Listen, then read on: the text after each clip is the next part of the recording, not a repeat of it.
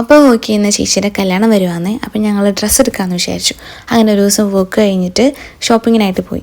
ഷോപ്പിങ്ങിനായിട്ട് പോകുന്ന സമയത്ത് വീഡിയോ അങ്ങനെ എടുക്കണം, വീഡിയോ ഇങ്ങനെ എടുക്കണം എന്നൊക്കെ പറഞ്ഞിട്ട് ചെറിയൊരു വ്ലോഗ് ചെയ്യാമെന്ന് പറഞ്ഞ് അതും ഡിസ്കസ് ചെയ്തിട്ട് പോവാന്നേ. അപ്പം ഞങ്ങൾ എന്താ ഡ്രസ്സ് എടുക്കാൻ പോവാനൊക്കെ ഇതെന്റെ കാറാണ്. ഇപ്പൊ ടൂ വീലറിന് പോകുന്നതുകൊണ്ട് ഞങ്ങൾ താറ് എടുക്കണില്ല, ബിക്കോസ് ബ്ലോക്ക് ആയിരിക്കും. അതുകൊണ്ട് ഞങ്ങളൊരു 5-6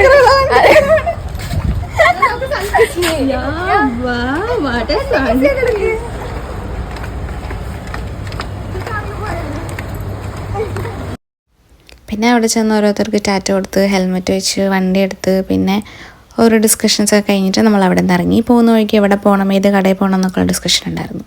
അതിനിടയിൽ ഫ്രണ്ട് പറഞ്ഞു ഫ്രണ്ടിൻ്റെ വാപ്പ ഓക്കെ എന്ന് കടയിൽ പോകാമെന്ന്. അങ്ങനെ അവിടെ പോയി.